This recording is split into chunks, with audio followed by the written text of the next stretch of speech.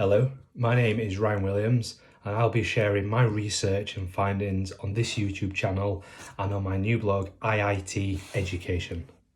Today I'm going to define social networking sites. What exactly are they and why have they been so prevalent in the news recently?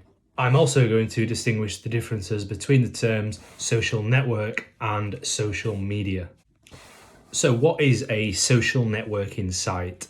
Social networking sites or social networking services are often referred to as SNS in the social science literature. They can be described as an online platform where people build a community or social relationship. So that bit is pretty straightforward. The more complex issue now is where do these platforms sit within our society?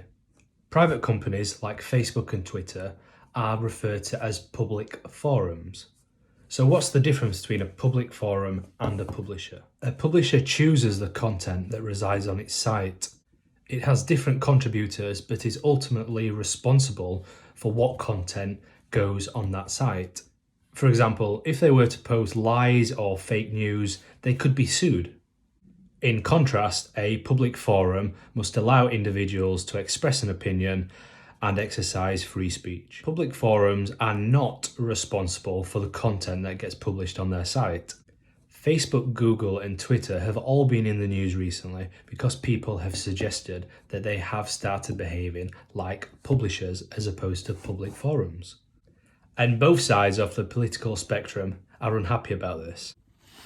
One side are arguing that they have a responsibility in the fake news and some of the malicious content that has been shared over recent years. And the other side say they censor conservative opinions. And that's why they have been in the news so frequently. So you've probably heard of the term social network and social media. They were initially defined by the marketing industry as simply as a part of our everyday communication. However, more recently, the term social network and social media, used as interchangeable terms, has become redundant. Social networking is creating a profile and making connections. It's what we do when we create a Facebook account.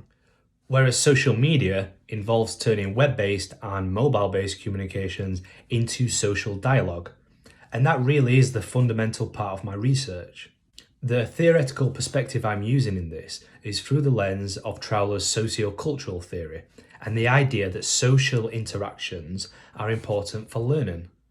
We learn from not only growing in numeric age, but from the conversations that we have at home and how we interact. The interesting concept now is that children are interacting in a much different way than they did 10, 20 or 30 years ago. So this must influence learning.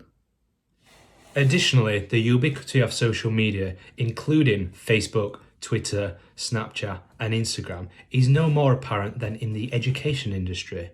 Pupils instantly recall last night's social media activities once they arrive at school. In my next video, I'm going to talk more about how social media has already been incorporated into classrooms across North America and some of the outcomes there. Thank you for watching.